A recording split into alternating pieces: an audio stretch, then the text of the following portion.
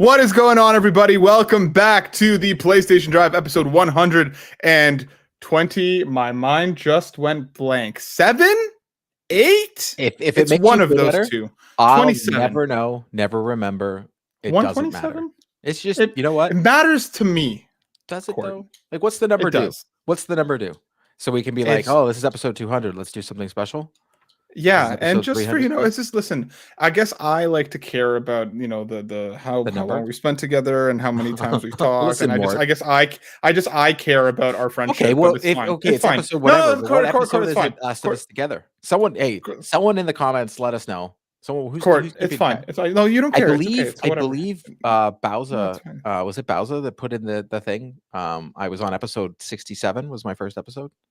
Yeah, sure, whatever. It's fine. Yeah, I guess. So now numbers matter. Yeah, whatever. Welcome back to the show. This week we're going to be talking all things GTA6, live service games, PlayStation Portals, Game Awards, and a whole bunch more. But Court, it's nice to be back with you, Mr. Supreme Court. How you doing? I'm okay. I spent the weekend. My daughter got a 4-goal game in hockey, which was nice. A proud dad moment. That's pretty huge. I've never in my history of my playing career ever got a 4-goal game, so that was really, really cool. Nice. And she's addicted to Pokemon. We went to the card show, the Toronto International card show, and she is big into Pokemon. It was interesting. I posted on Twitter that we were there, and some just a jerk came in and was like, I can't believe you're taking your kid to that, blah blah blah. But it was my daughter's, because you know what, this will be the one time I do this, because people are assholes. This is plain and simple. But she got a trainer box, opened a ton of Pokemon. She's got a binder now, and she's huge into the Pokemons. I have to learn, so I'm slowly learning about Pokemon. Listen, we should make one of those videos where I'll show you pictures of Pokemon and you try and tell me what the name is. Dude, I gotta learn. I feel like that would go over great. Oh, does she have an early favorite? I need to know. Mew. So there's a Mewtwo, but she classic, likes Mew. So Mew's the cuter one. Yeah, so we spent a majority of our time. She got this trainer box because the guy was like, you have a chance of getting a Mew. They didn't have a Mewtwo trainer box. It was a Snorlax trainer box. See, look at me dropping names. Oh, you got the Pokemon 151 set. Yeah, that is the new hotness right now. Yeah, so we got a trainer box of that. Yeah, I know my brother got. She doesn't listen, so that's fine. My brother got her one for her birthday. I want to do Pokemon guessing. Yes, I'm down. So I actually got Sean's favorite. She got a Squirtle in the. I know that's Sean's favorite Pokemon. She got Mew as her favorite, followed by Eevee. Nice, classic. The one that looks like a palm tree.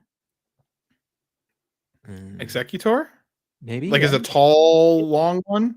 Yeah. Or is it a short, stubby guy? The tall one, because I got a shiny card of it. Alolan Executor. Mm-hmm. Yeah, that's what that is. We'll talk. I'll put you through your paces. I'm happy that she's enjoying it. She loves it, dude. Not even. I mean, as one should. Pokemon is great. Compare. It's good. It's good. It's good. But let's keep this train rolling. Before we get into all the good things about what we've been playing, because we have a few things to talk about, let's clean this dusty old garage of ours. If you're watching live on youtube.com/Carpool Gaming right now, please like the stream, toss down a comment, subscribe, share, do all that fun stuff. It helps us grow and reach more people. If you're listening to us on your podcast service of choice, once again, follow, subscribe, 5 stars, reviews, all that cool stuff. Year end is coming up. Court, maybe we'll dig into the good old review bag and see what people have said about us or not said.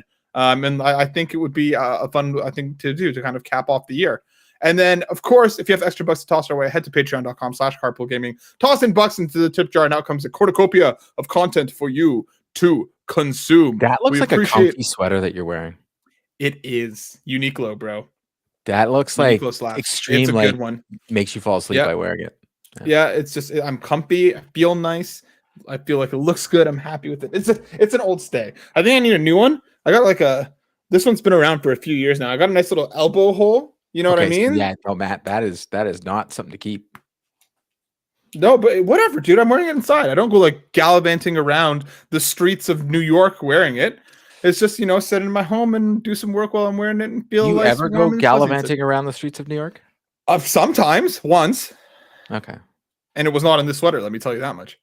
On this week's show, you know what? We already did that. Let's talk, Court. It's been busy. There's games coming. There's more games coming.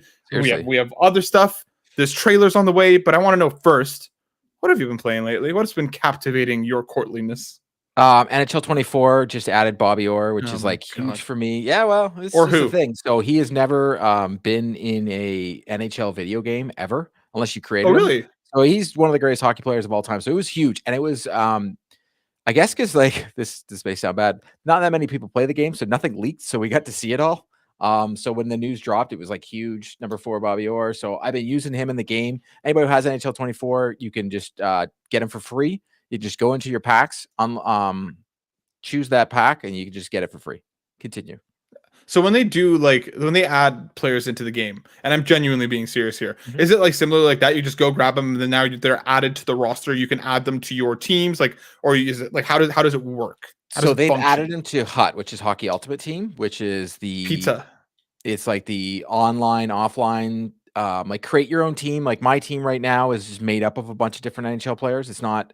He is not officially in the roster. Like if you went and played an exhibition game and you chose like the vintage Boston Bruins, he won't be there. But if you're playing Could HUT, you put him in? I don't know. I'd have to go check. So I'll get an answer for that question. But if you're playing HUT, this is the first time. Sometimes they give you free players.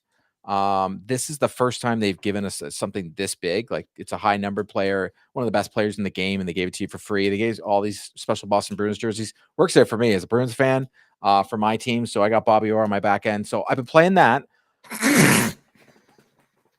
Back end is your defense. It doesn't matter. I've been playing. I finished Call of Duty campaign. Dude, get your mind out of the gutter.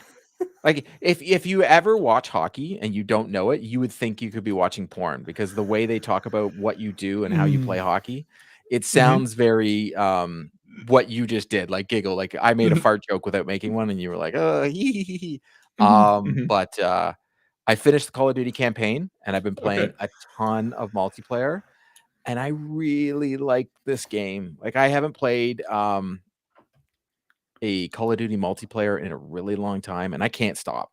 Like I was me and you have been sending each other our kill death ratios all weekend, and I've actually been pretty good, which is actually more astonishing. I've already found like a specific map that I love, which is the terminal, which is obviously a vintage map, but still, it is they've outdone themselves. I do love how you can go through the plane and like snipe people on the other side. It's a lot of fun, and I actually I know last week I had mixed feelings about the campaign, but now I've finished it. I don't know. It's not a 4 out of 10. It's more of a 7 out of 10, but it's not as bad as everybody makes it out. I'm so confused by this, and I truly, truly do think a lot of it has to do with Xbox now owning it. So you're going to get all those mixed bags. I even saw that with the Portal review today. If you notice, like any Xbox centric channels that had their hand on the Portal conveniently didn't like it. But I'm very confused on why it got so much hate. It's over 4 hours. I think that's perfect, to be totally honest, especially when most people don't play the Call of Duty campaign. And yes, it does end on a cliffhanger, but it's action packed. My only gripe with it is, as I mentioned to you before, is there's 2 levels that are literally, I feel like I'm just playing Warzone, because one of them you even parachute in and have to land somewhere, and there's just 4 question marks on the map, and you have to go complete the whatever it is to do. I'm not going to give it away, but you complete these 4 little tasks, and then they do that again on another map. And I felt like those were pigeonholed in because the opening sequence and the opening mission is very action packed and heart thumping and all those awesome things that Call of Duty does. And then it's almost well, you know what? Based on that Jason Schreier article, maybe it's right. Maybe they just didn't have enough time and they pigeonholed it all together. I think for me, from what I've seen and from what I've heard, and I was watching Midas play the campaign for a little while as well when he was streaming.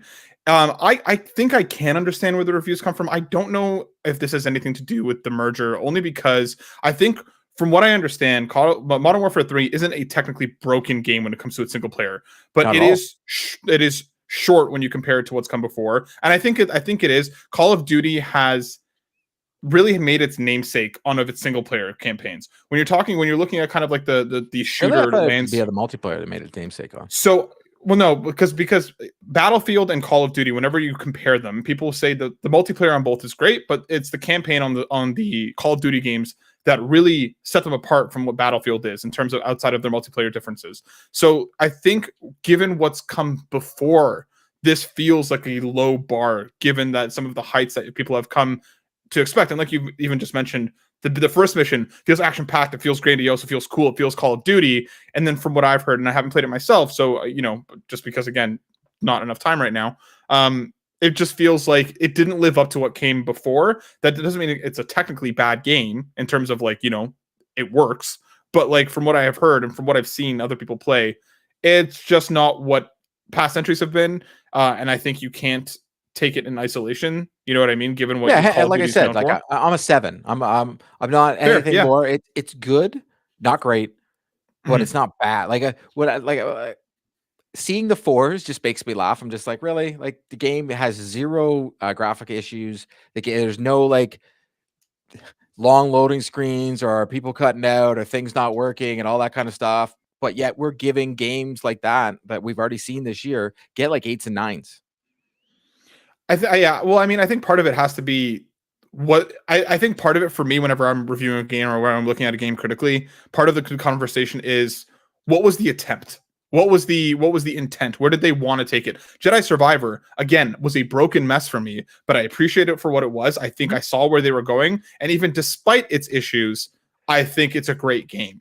While I didn't have those issues though, which is weird. But that's what I mean. Right? Like, that's what I mean. So but I think I will agree with you entirely. The multiplayer slaps. I've been playing a bunch of it. I hopped in for my first couple of games yesterday, and like I still got it. The trigger finger is still there. My DualSense Edge was dead, so I didn't have an opportunity to play with that yet. It's the greatest thing ever. I charged it last night in preparation for hopping back in today to give those triggers, because you were talking about how setting the height differences and everything makes a big difference. They're locked at all times. Also, you can put your reload and your change weapon to your back paddles. On your paddles. So your reload is always here, and this is change weapon, so your fingers never have to come off. It makes me actually good at this game, and I'm in shock because we were talking about this. My kill death ratio is like 1 and above almost every match. I'm in shock about this. Yeah, dude. Yeah, like coming back to it's been a ton of fun. The multiplayer feels great. The movement feels great. The gunplay feels awesome. Still very much. We were talking about this briefly before we started recording, but I've always been in the run and gun player. I'm not the one that like bides my time waiting around corners. I just go in guns blazing. It works for me. It's how I like to play the games. And it's just like, we're back, baby. It's like the running across these maps. It just like, it's just like the first triple kill that I got. Again, I was just kind of like, ooh, I forgot the serotonin rush. It just feels so good. It is. It's crazy. And I think it also has to do with a lot of these maps are maps that we played before. So I'm already getting to the point where I'll see certain maps, the one that's like pretty much a World War II field. I'm like, all right, bust it, the sniper rifle. I'll change my loadout. Like I've played enough. I've played about 4 or 5 hours of it. Off and on. I was like, kid would go to bed and I would play like an hour and then play an hour first thing in the morning. So I was like getting in some of it on the weekend because I was solo parenting this weekend. But I've already learned on which maps, on which guns to use. For those people that did get the Vault Edition, this was a sticking point for me because I had to figure this out. You can't unlock the Seasons Pass yet because it doesn't start until December. So the Seasons Pass. I was curious about that. Okay. So the Seasons Pass that's still going on is Season 6. That's from Call of Duty Modern Warfare, Warzone. Yeah, whatever, with Spawn and all that. So you could unlock that and pay for it. But the one that comes with the Vault Edition doesn't start until December 1st. So everything that you get from that will start on December 1st. So what I've done is all the double XP and all that they gave us, I'm not going to use them because they don't expire. So I'm going to wait until the Season Pass comes out because it'll jump. Because you get those 25 jumps and all that kind of stuff. So I'll wait for the Season Pass to come out. And then I've also, in the last week or so since we talked, I didn't play this weekend, but I've been playing Phantom Liberty. And I have to say it's better than Cyberpunk, the story that I played before. It's the base game. Yeah, it's better. It's just better. What about it is better? What are you enjoying I think the character development's great. I think the character development is a lot better for your side characters. I think they did a lot better job of telling the story. It's more story focused. One of my issues that I had, and I said this to you before about Cyberpunk, is after you complete the meet Johnny Silverhand, before you meet him, all that, I was like, this is so cool. And then once I get to meet Johnny Silverhand, I'm like, I felt like it slowed down way too much. Okay. I feel with Phantom Liberty, it's just story development. I think they honed their craft a little bit better on the story. There's no lull so far. I haven't had a part where I'm like, oh my God, I just want this over with. Like that hasn't happened yet. Yeah, I'm hearing great things, and people seem to be super like that. Seems to be the common consensus that it is better than the base game that came before it. So I'm glad you're enjoying it. Stoked to hear your thoughts once you finish.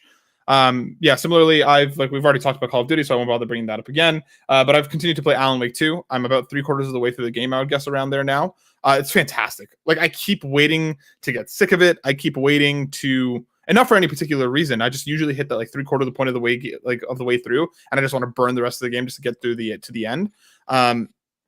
And I'm still exploring. I'm still really, really enjoying it.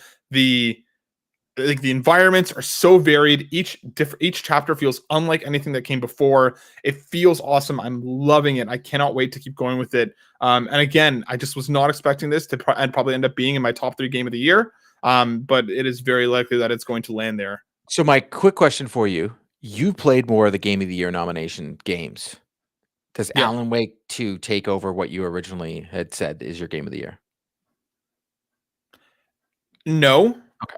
But I could see a conversation. Yeah, no, but I mean, I genuinely could see, like, the top 3 for me that will probably end up being the top 3 for me this year are going to be very close in terms of, like, if I was scaling it. It's not like one is so far ahead of the other. But we'll have a convo about Game Awards in a little bit, and we'll talk a little bit more about it then. But let's get into the news, my friend, because we got Rockstar finally breaking the silence. This is coming from Forbes, written by Paul Tassi. Rockstar reveals when the GTA 6 trailer will arrive at last. In the wake of a report by Bloomberg's Jason Schreier that a reveal about GTA 6 was imminent, Rockstar pulled the trigger the following morning for an official announcement, whether or not they did have it planned for that time. Without seeing Grand Theft Auto 6, Rockstar has indeed confirmed that we will see the first trailer for the next GTA. In a series of tweets, Rockstar aligns the release of the GTA 6 trailer with the 25th anniversary of the studio. Basically, they go on to say that it's going to be early December that we're going to be seeing it, and confirming that it is on the way, that we will see GTA 6 before year's end. Court, I have a 2-part question for you. A, do you think Keighley got it for the Game Awards? No. At all. So what my question is, like, do you think we get a reveal trailer there, or do you think we get a reveal trailer a few days before and they'll say we'll have more at the Game Awards? Do you think it is present at the show? That's my question. Sure, I think it is definitely present at the show, but I think that it is definitely not the trailer reveal. Rockstar doesn't need to, and this may sound weird too. Jeff Keighley doesn't need that to be the only thing people talk about, because they dropped the trailer reveal at the Game Awards and no one else cares about anything else but the GTA trailer. It'll be the biggest drop off ever in the history of the Game Awards of people watching and just stop watching right away. I almost think, because they're saying early December, that the morning of the Game Awards, 9 a.m. trailer drops. Rockstar's like, here you go. You think day of? Oh, either day of or like the day before. The Game Awards are what, on the 7th of December? So let's look at a calendar here. Let me take a quick I think look. it's going to be December 7th. So December 7th is the Game Awards, which is a Thursday. So I say 4th, 5th, or 6th, or the 7th. Any of those days, that week of the Game Awards, the trailer drops.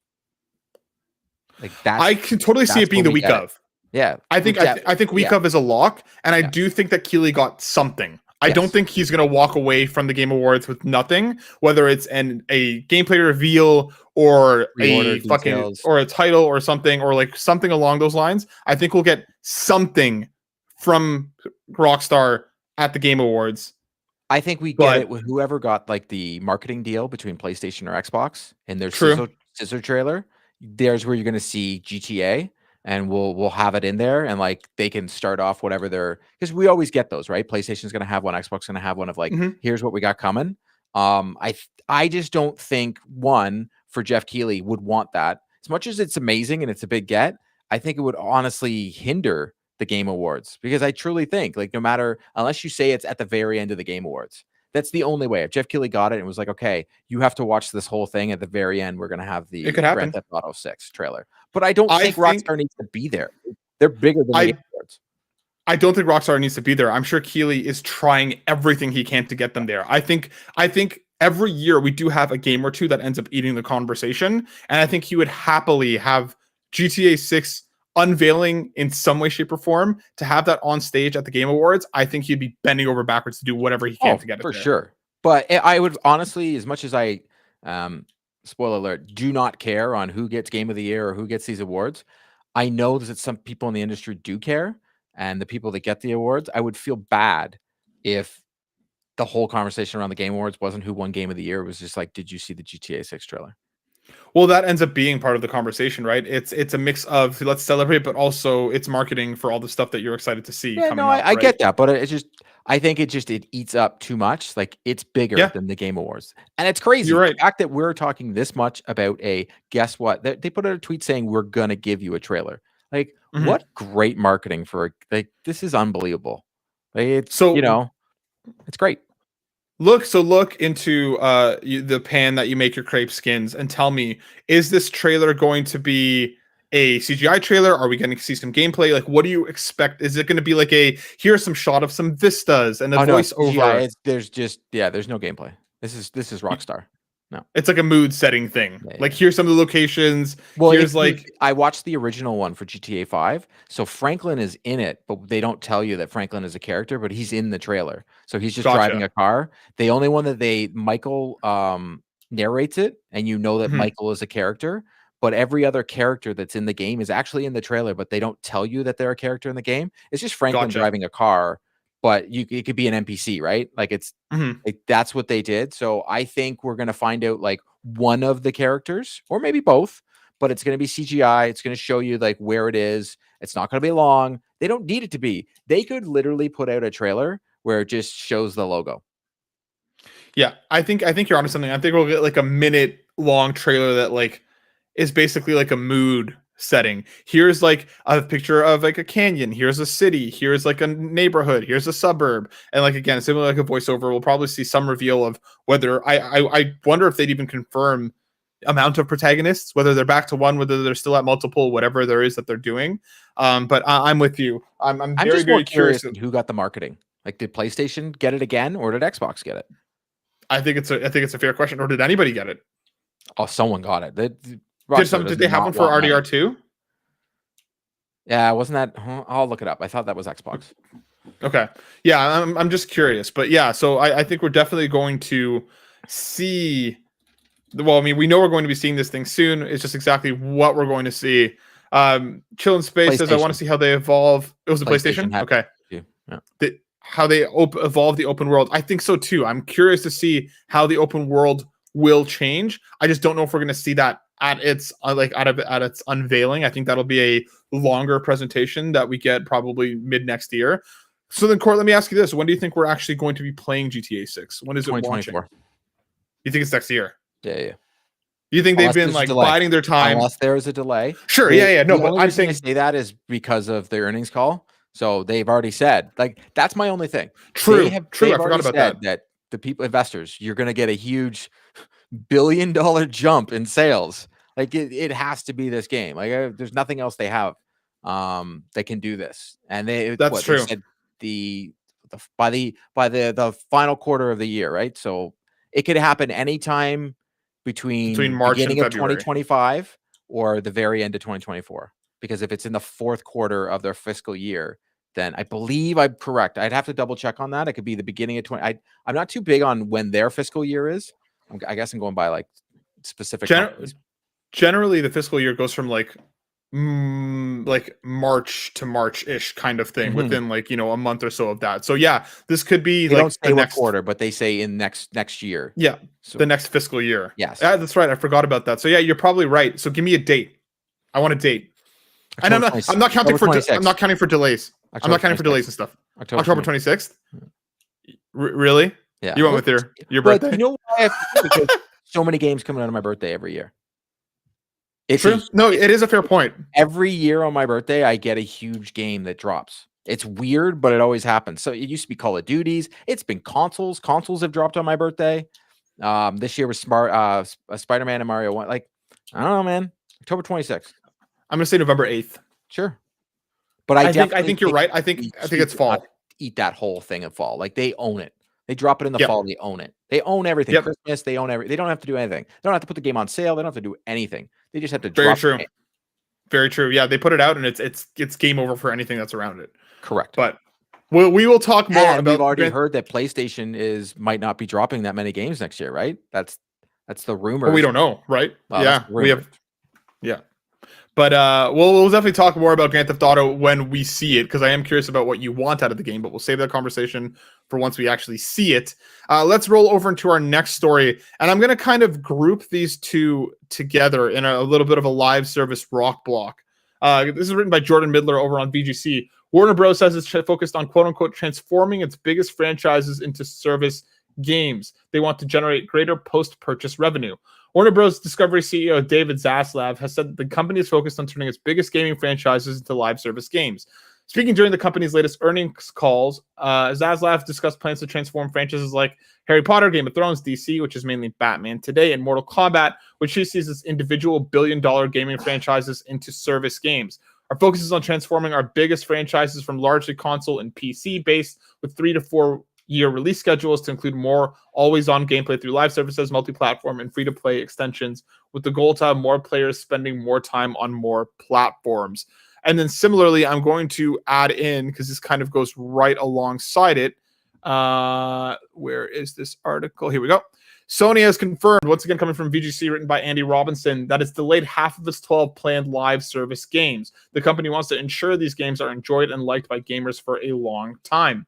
SIE had previously said it planned to have 12 live service titles in the market by fiscal year ending March 2026, up from 3 during its last business year ended this March. However, earlier this year, PlayStation's management team confirmed that it had partnered with Destiny studio Bungie for a rigorous portfolio review process. According to press reports, this has led to some projects being scaled back. So they basically went on to say that 6 will release by fiscal year 2025, and the remaining 6 titles, they are continuing to work on that.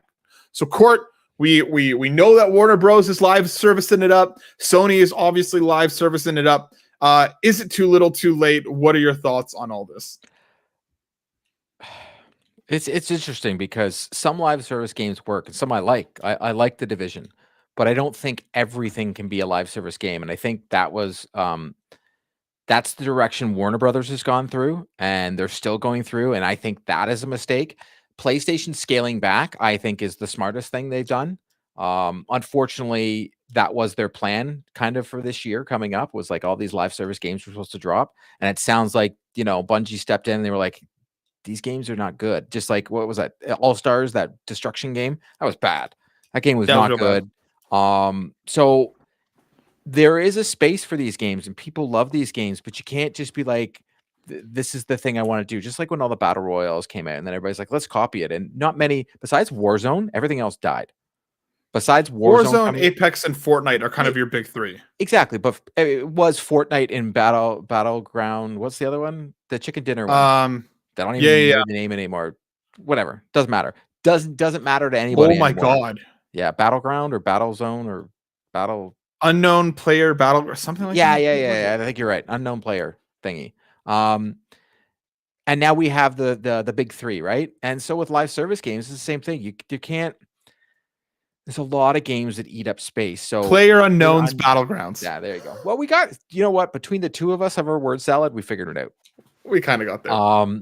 Warner Brothers, I think, is a huge mistake, but I think with PlayStation scaling back, I'm pleasantly surprised that they were willing to do so. A lot of these developers, and EA was a big one for the last couple of years, they just push through no matter what. They're like, well, we're putting the game out. And PlayStation scaling back means hopefully, and this is my hope, that they just start making more single player games like they've done in the past. And Warner Brothers, they own my favorite IP of all time, and which is Batman, and they're just poo-pooing all over the place with it, and it sucks. And hearing this news that they're going to make it even worse means I'm never going to get another good Batman game again for a while. So whatever. It's just interesting to me. Yeah, I think you are right that PlayStation has made the right decision here to delay some of these, at least half of these, out into the foreseeable future. Because again, if you want any of these to succeed properly, they all need their space to breathe. They need proper support. The biggest things that we've seen is, microtransactions. How egregious are they? And what is the drip feed of content like? How slow or how fast are you getting new things to engage in? How are you able to engage with these games? So I think, delaying some of these out is the right call. Now, are all of these going to hit? Of course not. We're going to be talking about game closures and studios, probably taking the brunt of this. I'm sure not too long after some of these. Some of them will hit, some of them will not. With WB, it's almost like, do you guys not see what you just did with Gotham Knights, what you're currently doing with Suicide Squad? All I've heard about Mortal Kombat 1 is how god-awful the microtransactions are. Like, Diablo, again, not the same wheelhouse, I get it, but like they just put up like literal horse armor for like $60 US or something like that. So it's like I feel like the companies are like, they're just kind of, the greed is taking over even more than it already had, and now they're just pricing people out to a ridiculous thing. They're whale chasing more so than anything else, right? They're looking for the players 100%. that will spend $60 on a piece of horse armor rather than keeping players engaged. So it's like, WB to me specifically, it's like, you've learned nothing. You've learned which nothing. Makes no sense, because they put out Harry Potter, which was great, and didn't have all those that game 100% could have been that. It could have been a live service, and they didn't do it. But they put out Gotham Knights, and it definitely was supposed to be a live service game, and they put it out as a single player game that has a world that is dead, a story that doesn't make any sense as a Batman fan. And for everybody that keeps sticking up for this game, I'm sorry. I love Batman and I know the lore so much. This was a terrible, terrible, terrible Batman story. Nothing about it is redeeming. Nothing about it. You know what this means to me? I'll bet dollars to donuts that Hogwarts Legacy 2 will have live service elements. Probably. You're probably right. This to me is just, it's blood in the water. They think that they're going to be able to capitalize on a market that's already completely oversaturated.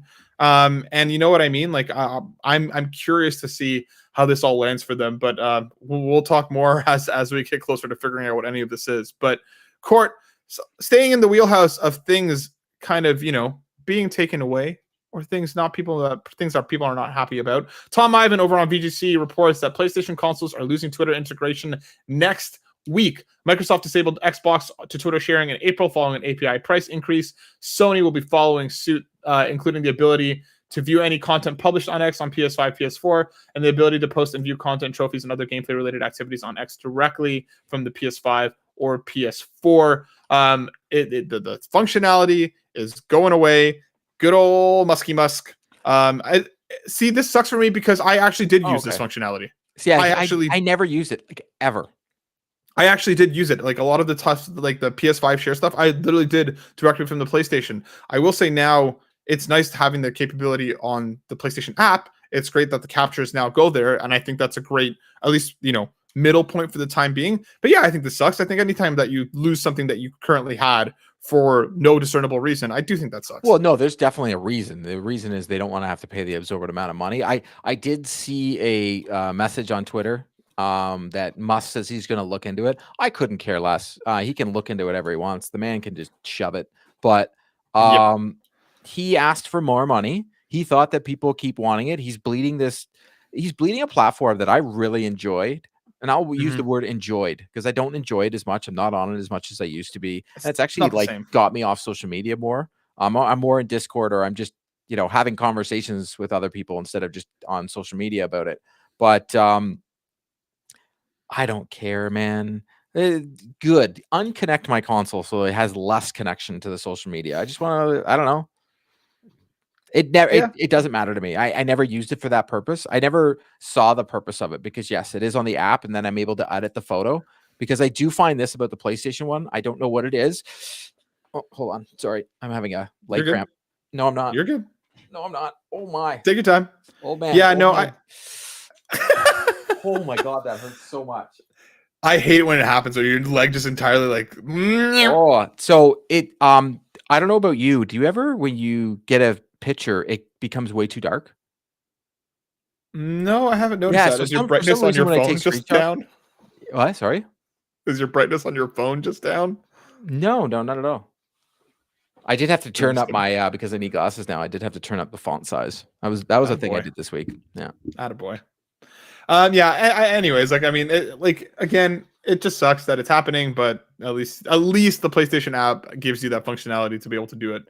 Let's talk about one more quick news story before we get into a few more things. related in the world of video games, because coming from Insider Gaming, written by Grant Taylor Hill, new Sony patent will allow you to replay a game from any point possible.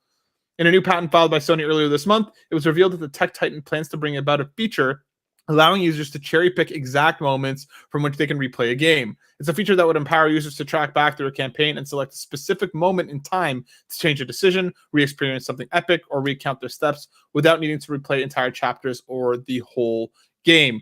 Obviously, the thing that we need to talk about, trophy hunting. This would make trophy hunting a breeze. If there's missable trophies, it would no longer matter. But yes, thank you, Drellesh, for that comment. I did not see that coming, and then when he said that in our Discord, I was like, dude, seriously, that is so smart. Not even that, as content creators, the way I looked at it, I was like, oh my god, when we want to, like, when we're doing a review of a game, we can literally go back to that moment. We don't have to screen capture, like, you know, half an hour of gameplay and then scrub through it of what we want. We could literally just go to that moment. This is almost taking quick resume and doing it better, which I can't believe can be said, because one of my issues with quick resume is the online games. Like when I was playing the Division, it's so annoying, or NHL. Anytime I was turning on my console, it didn't like quick resume. This is allowing us to go to any moment in a game what we want. But the missable trophy thing is amazing, but it's also like, hey, I like this one little section of the game and I want to relive it. I can go back and play it again. Or I did this boss fight, I think I can do it better. Go back and do it again.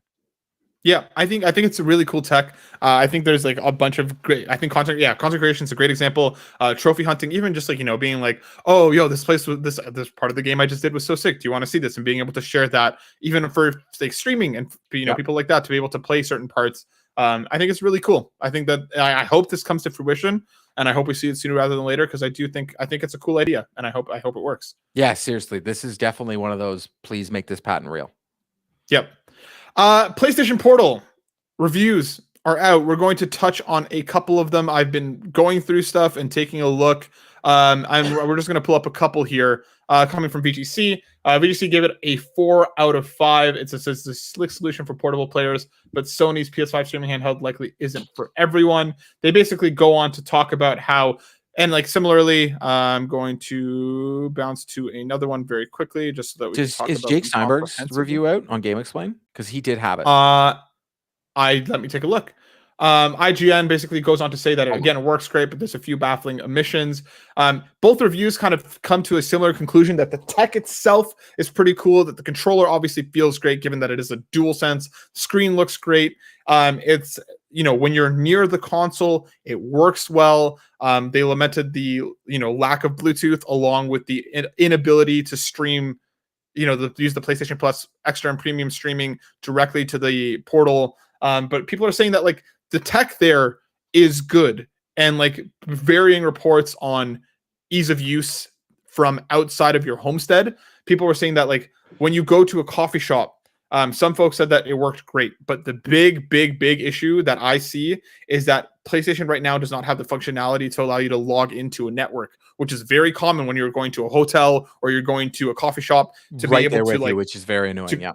To click on the Wi-Fi, you'll have to like sign in, which usually is just like a, you know, click the button and you're in. But right now there's no functionality to let you do that on the portal.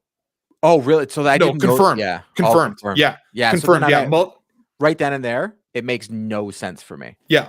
So like this is something that hopefully they'd be able to fix through a software update. But right now, you can go, if you go to a coffee shop and the Wi-Fi is just open, people are saying works great, latency super low. But if you have to sign in through anything, it will not work.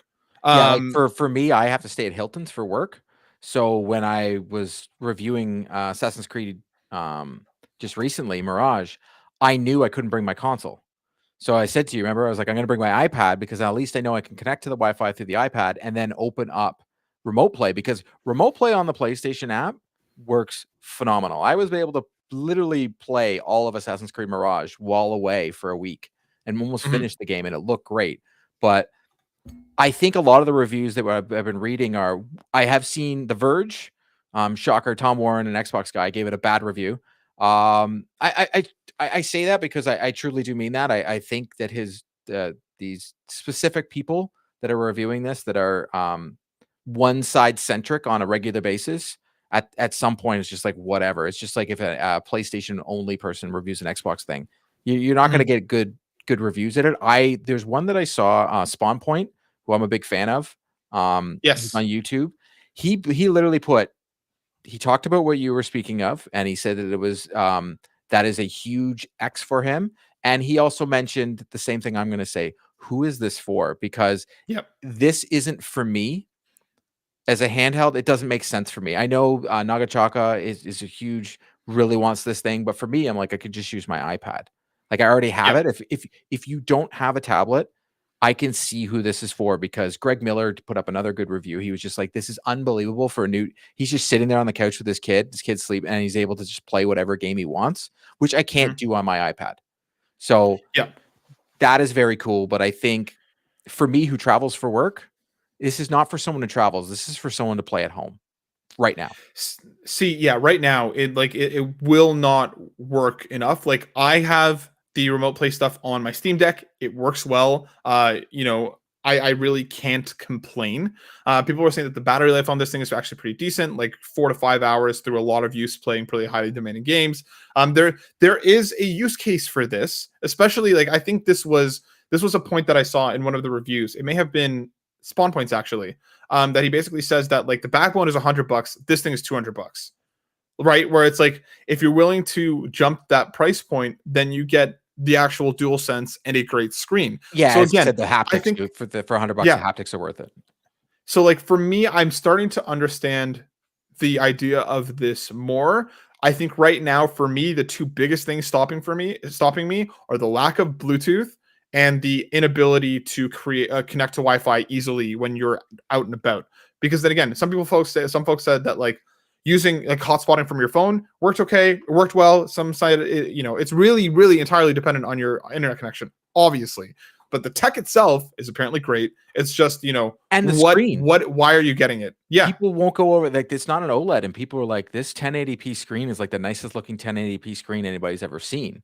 And I saw that same boat, that the haptics, the person was like, if you wanted the battery life to go better on this thing, if you're out, turn the haptics off. Because you can turn the haptics off and your battery life is going to last longer. And the person was like getting a little bit over. So that I have heard the Rogue Ally is the best. So that Spawn Point even put that in there. He's like, if you really want to spend the money, get the Ally, because that's the best PlayStation portable device there is. Yeah, I'm seeing great things too. Again, as a Steam Deck user, works great. On the ROG Ally, I've heard again great things. It's just that again, obviously much more expensive to buy into. But yeah, I'm kind of curious. If anybody in the community, the price point is perfect. I do think it's perfect. I'm talking. I mean, in relation, like the ROG and the Steam Deck are much more expensive buy-ins. 100%. I think PlayStation did a good job on the price point on this. I think it works. I think it kind of lands in that right spot. Jake did mention that he was going to have it, and he would hit us up and let us know what his thoughts are. So we'll keep you posted on that. But anybody in the community as well, if you're picking it up, if this is a day one for you, let us know. I'm curious to hear thoughts. Because again, for the form factor, and people are saying like, a lot of times with mobile consoles, I get it with the Steam Deck and the Switch, where your hands start to get a little finicky after a little while. People are saying that did not all happen with the I saw one review. The person was, and it was Tom Warren who gave it a very bad review, but at the same time said it wasn't heavy at all. Like was more shocked on how not heavy it was. Yep. Let's get into a couple more things. I just want to bring this up quickly just to put it on people's radars, but we got PlayStation's Black Friday announcements. That they're obviously going to have a big sale when it comes to game. Direct at PlayStation's having one. You can get the PS5s on sale as well. PlayStation Plus for anybody between November 17 to 27. If you upgrade, there is a 25% discount. If you join, it's a 30% discount. 30% if you're upgrading to premium or deluxe. No word on what if there is a sale if you currently have one and want to extend it. That has not been made clear as of yet. Some PlayStation gear, and obviously, like I mentioned, a whole bunch of games. So keep your eyes I've also peeled seen on a that. ton of the new PlayStations in the wild around my house. Like a ton this weekend at Walmart, or as I call it, Riley Little's house. There's a ton of new PlayStations. We don't know yet, Kev, if there's a discount for renewing. They have not made that clear. Usually there is usually there is a discount when they do these promos. It's just we won't know until And I think that the believe sale even actually if goes there live. was last year where they capped it at a year after everybody was using the exploit on it. Yeah, I'm curious to see if they address it. I'm playing in beds on weekends with it. Drellesh, is that regards to the portal? If so, let us know. Yes, Drellesh is And getting the portal. he's portaling it up, this portal boy. And one more thing I want to go over before we talk about the wonderful questions that we have from our community. The Game Awards obviously hit up they gave their nominees today. Just wanted to touch on them real quick. Game of the Year, Alan Wake 2, Baldur's Gate 3, Marvel Spider-Man 2, Resident Evil 4, Super Mario Bros. Wonder, and Tears of the Kingdom. I think this makes sense. Yep. I think 2 of them. I think I played surprisingly all of them but Tears, and it's on my list to play. Yeah. Don't need to do that. Don't do that. I want to. I own it. Like I want to at least try it. I like Breath of the Wild. Own it and you haven't even played it. Jesus. Yeah, because my partner was playing it and I just never got around to it. Yeah, I think this makes a lot of sense. Best action adventure, Alan Wake 2, Spider-Man 2, Resident Evil 4, Jedi Survivor, and Tears of the Kingdom. I think that's the Spider-Man award. I don't know. I haven't played. The only game that I want to play that was on the previous list is Alan Wake 2, solely based on what you've told me. Like it definitely sounds like a me game. I can totally see this going to almost any one of these. I think there's an argument here for all of them. I want Spider-Man 2. My personal pick would be Spider-Man 2, but I could see an argument for any one of these. VR, AR, Gran Turismo 7, Humanity, Call of the Mountain, Village, VR mode, it's got to be Horizon. As much Synapse, I like Synapse more. As much as like I was literally on with the developers of Humanity and my name is in the game, man, Horizon is pretty darn cool. Yeah, Synapse was amazing. No Final Fantasy 16. Yeah, 100. Like I'm not surprised, honestly. Like with the way that kind of general Alan Wake feelings for that game have soured. Alan Wake, yeah, yes. Alan Wake also kicked out of there. Yeah. Action game, Armored Core, Dead Island, Ghost Runner, Hi-Fi Rush, and Remnant. I think this is going to be a toss-up. It could go to Armored Core. It's from Soft. That game reviewed super well. Hi-Fi Rush would be a great win. That's the one I personally would want to win. Adaptation, who cares? Art direction, again, some of the mainstays here. Audio design. Let's see if there's any community support. Debut indie, Cocoon, Dredge, Pizza Tower, Venba, and I've Viewfinder. Heard that Cocoon is amazing. I've heard that as well. It's on Game Pass. I might open it and check it out. I'm not one for puzzle games, and this is by all accounts a very, very puzzle heavy game. Mm-hmm. I've heard also great things about Dredge, Venba as well. Viewfinder looked really cool. I've never heard of Pizza Tower, surprisingly enough. I believe Venba is made by a Canadian. It is as well. Yeah, it is. Yep. Esports, who cares? Yeah. Family game, Illusion Island, Party Animals, Pikmin 4, Sonic Superstars, and Super Mario Bros. Wonder. And that's obviously a lot for Wonder. At Disney Illusions, I played it with my family. Super Mario Bros. Wonder, we still play it. Like we love that game. I'm actually shocked that, and this is just my personal opinion, that Just Dance is not on there, because that is everybody that I've recommended to that has kids. No one stops playing it. Well, yeah, I mean it's a great game, like by all accounts. Nice to see Party Animals here. I haven't played it yet, but it's one that I really want to. Just we got to care a lot about it. It's apparently a lot of fun. Yeah, sure. Fighting game, God of Rock, Mortal Kombat, All-Star Brawl 2, Pocket Bravery, and Street Fighter 6. I don't really have any strong. Nope, you can ask Ryan. That. Yep. Best multiplayer, Baldur's Gate 3, Diablo, Party Animals, Street Fighter, and Super Mario Bros. Wonder. I'm pretty sure we all know that Baldur's Gate 3 will win that. I think this is going to be an interesting toss-up. I genuinely can see this going any way. I don't. For multiplayer, narrative, Baldur's Gate 2. Hey, look, Final Fantasy got a nomination. Yeah, Spider-Man 2, Phantom Liberty. Again, this is going to be a tough category. 2 of them right now. I would give it to Cyberpunk, just for me, because I've only the 2 games I played. Because I thought I said the story is so good. I think Alan Wake 2 is doing some really interesting stuff. So I could see this being where it gets its nod. Do you think they're going to have clean sweeps, or is it going to be a mix of mixed bags? I think it's going to be a mixed bag, just given the general quality of the games that came out this year. There. Ongoing, again, Apex, Cyberpunk. Cyberpunk is an ongoing? Mm-hmm. That's interesting. Final Fantasy, Fortnite, Genshin. This is traditionally, I mean, Final Fantasy usually kills this. I wouldn't be like, I could see it going either way. Performances, Ben Starr for Final Fantasy, Cameron Monaghan for Jedi Survivor, Idris Elba obviously for Cyberpunk, Melanie Liburd for Alan Wake 2, Neil Newborn for Baldur's Gate 3, and our boy Yuri Lowenthal for Spider-Man 2. Again, stacked. Mm-hmm. Stacked. RPG, Baldur's Gate, Final Fantasy, Lies of P, Sea of Stars, Starfield. Get out of here. The rest of these, yeah, I can see an I'm argument surprised the for it. picture for Starfield loaded.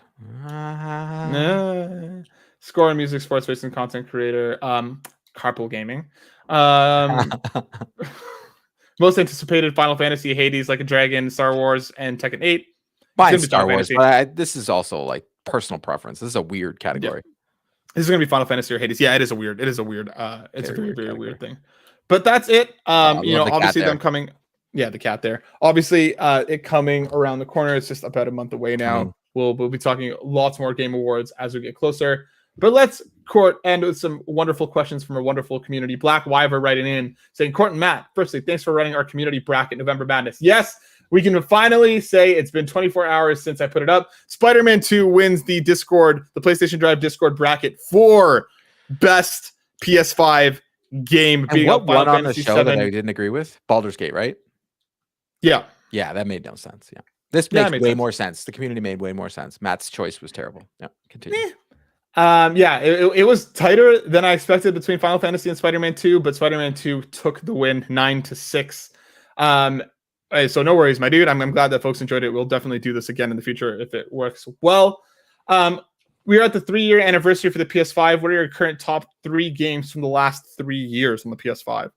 Astros, right off the bat. I still, to this day, will anytime up there. I had a friend over this weekend who hadn't even touched the PS5, and I'm like, put the DualSense in his hand. He's like, what should I play first? Astros is the first game I tell people to play. Ratchet and Clank, still to this day, one of the best games on the PlayStation 5. Also, like for teching, I'm looking more at like push the PlayStation 5 and you could see how awesome this console can be. And now I would add in Spider-Man 2. Those 3 games right there, conveniently 2 are made by the same developer, show you what the console can do. I think if we're I agree. Largely, Astros is just incredible. It's a ton of fun for it being a pack-in. Like I can't wait till we see their first full-priced. Here's the next game. Please give us that game that Matt and I asked for. Just give it. Yeah. Just give us that game. Spider-Man 2, yeah, of course. I would put Baldur's Gate 3 on there personally, because again, like right now, it's still a console exclusive. You like having sex with bears? We know. Yeah, it's a good time. It's very exciting. I think obviously there's so many games. Again, this year alone between Alan Wake 2 and like God of War Ragnarok, Horizon Forbidden West, there are so many that we haven't even touched on. But again, it's the PS5's library is now stacked to the brim. Second question, what do you think about journalists like our dear friend at Bloomberg leaking the news early and possibly forcing Rockstar to make a statement? Is it getting a tad bit annoying? I don't know. No. I'm mixed on this. If they get the information, it is, as a journalist, like that's kind of their, job.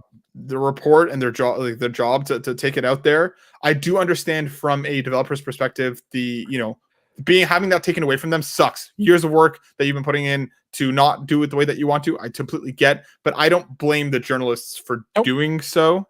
I just think it's just a reality of the space. If they get the information via hack, then I'm like, that sucks. But if they get even when they got like Ubisoft, they had twice had their information pulled off by someone sitting on a subway. But now, as someone who's been to Ubisoft, that will never happen again because you can't access the servers or anything outside unless you're at home. You couldn't bring a laptop on a subway and pull off anything like that. They have too much security now. But if someone from the studio leaks that information to that reporter, that ain't on the reporter. Good on the reporter for putting that information out. Terrible on the person that leaked it. They need to get better at their NDAs or figure something out because that's on the studio. So if someone's like, oh, they ruined it for the studio. No, the studio ruined it for themselves. 100%. Well, I understand somebody taking that away from them, whether it's for God knows why people do it. But if the reporter gets that information from somebody else and didn't like I said, if it's not from a hack, then whatever, it ain't the reporter's fault. And if that's the reason, I don't think that was the reason, to be honest, that Rockstar did it. I think Rockstar was going to do it regardless. Schreier just got the information the day before. I think that's what happened. Because as someone that has been, I'll give a perfect example. NHL trade deadline day. There is some times where I have information before something happens. Usually that information gets out there like an hour or two before it happens. Sometimes the day before, but that's not on... I don't know. That's just, it is what it is. So I think this with the Schreier thing, he found out that it was going to happen. Yeah. I don't really blame them for it. It is what it is. And his final question to us, question 2 segues nicely into my next question. How great is the news on the Steam Deck OLED, which Jason did not leak? I'm stoked on it. I wish that like there was a way to trade in my OG because I would upgrade to the OLED, but it's not enough for me to go out and buy another one at this point. You know, it looks great though. It looks really cool. It might. So everybody tells me you can play Xbox games on it and PlayStation games via the cloud for Xbox and then remote play. I think this is the one that I buy. The final one would be my handheld, the Steam Deck OLED. It'll finally be the one that I get because one, I'm back on the road again for work. So I'm like, okay, this can be my if I want to play a PlayStation game on the road, or if I want to play an Xbox game, because I do find that sometimes when I'm playing on my iPad, it's not as convenient as if I could be able to move around and do whatever I want, right? I will say this. Game Pass works great. Remote play works great out of the box if you're playing at home. It is more legwork to get it running off of outside networks. It is possible. It is doable, but you have to like go into your router, open ports, forward a couple ports over. Okay, so I'll stick with my iPad for now. It is not as out of the box available. It is for Wi-Fi, not for other networks. Drellesh writes in saying, questions for the show. How excited are you for the new GTA 6 launching? What improvements do you hope to see from its predecessor? We're going to hold this question, Drellesh, just because we've talked about what we want from the trailer, but we're going to have a larger discussion once we actually see the trailer about what we want from GTA 6, because I think there's a bigger question there. What was your favorite platinum trophy this year? Ooh. Well, I think Spider-Man, because I really enjoyed it. So like when that platinum popped, it was more of like, yeah, because you get the thing I love about Sony first parties is they send you that email. Yeah. Congratulations on your platinum email. I truly dig that. Like, I know we're not getting the themes like we used to get when we got platinums on the PlayStation first party, but just getting the little rundown and like, this is how long you swung around New York, and you get like little stats. So my Spider-Man for sure, because you get that stats email after, which I truly appreciate. And I honestly think that, and Ubisoft did it actually for Mirage. You actually get an email letting you know that you got the platinum after and tell you what you did in it and how many people you killed, which is cool. Yeah. I think more developers got to do those kind of things. Makes the platinum feel better. I think Spider-Man 2 is probably might have been my only platinum. I'm not one that usually chases them. So yeah, by default, that one. And his final question, Court, this is for you, buddy. Which father-daughter game ranks amongst your favorite in 2023 so far? And what will you be playing with your daughter during the festive season? It is a tie right now between my daughter and I. It was the first time, as I said in my review, that I finished a game with her, except the last half. I didn't let her play the last half of Spider-Man 2. But we played a lot of that game together, like a ton of it, until it got dark. And I was like, yeah, you can't play this. Like, there's some stuff in here that you cannot see. And then I would probably say Just Dance, because she's had way too much fun with it. We played a lot of Super Mario Bros. That's got an honorable mention, but she's had way too much fun with Just Dance. Like, this is a game where she wants her friends to come over and play. So that became more of a family game. We really liked it. Nice. Midas, what email? Yeah, you get like an email from PlayStation when you platinum a game, basically giving you some of your stats and rundown stuff. Do they not do that in the UK? Yeah, maybe they don't do it in the UK, but they do it here. At least for some games. They don't do it for everything. Yeah, they did it for Spider-Man. They did do it for Spider-Man. And the last one before that I think I got was Ghost of Tsushima, because I didn't get one when I platinumed The Last of Us. I got it for Ghost, though. There you go. And Brian Eck with the final question. Recent reports indicate that the budget for GTA 6 is a whopping $2 billion, which is 10 times the budget of The Last of Us Part 2. This raises the question, what does a game of such magnitude look like? Additionally, there's speculation about GTA evolving into more of a platform rather than a standalone entry. Could we see Rockstar releasing the next game simply as GTA, signaling a potential soft reboot or a reimagining of the franchise's vision? Would love to hear your thoughts. I don't think they're going to platform it. I think that they make too much money off of these drops, and like they already have the platform in GTA Online, which again makes a stupid amount of money. If they can continue to separate the two with some crossover, I don't see a reason why financially they wouldn't. It makes too much sense for them to they make way too much money off online. I think I'm right there with you. It doesn't even make sense to separate the two. Why take away the cash cow? People love the story for the story. Like me, I don't play GTA Online. I've tried it and I just don't care for it, but I love my GTA games. And like we said on Josh's question, we'll get more into what we expect from the new GTA, but to answer I don't think they're going to separate. I think they're going to continue to have the two as a separate thing, online versus this. And that's probably where we'll get one online will be on PlayStation 5. or it'll come to Game Pass. Like, who's going to spend the money for online? You're not spending the money for the marketing money for that. You're spending the marketing money to who gets online. Yeah, who gets early access and stuff. I think, yeah, in terms of like the first part of the question, we'll talk once we see the trailer, but like it's going to be graphics. It's going to be, you know, how you interact with the world. That's going to. I wouldn't be shocked if GTA Online puts in a battle royale map and says, "Hey, here's a map where it's a Fortnite type thing." I wouldn't be surprised. I wouldn't be surprised if that exists in some capacity already. Yeah. In terms of like the creator stuff. But that brings us to the end of the show, my friend Court. If people wanted to see and hear more from you, where could they do so? I know I missed this last week and you were very upset. I was not. You can find me on Twitter at Courtland, or you can find me every Wednesday, or sorry, you can also find me on at Carpool Gaming, or you can find me every Wednesday evening at 8 p.m. Eastern at 3 Dads and a Console. And of course, you can find me over here each and every week doing the PlayStation Drive with good old Court.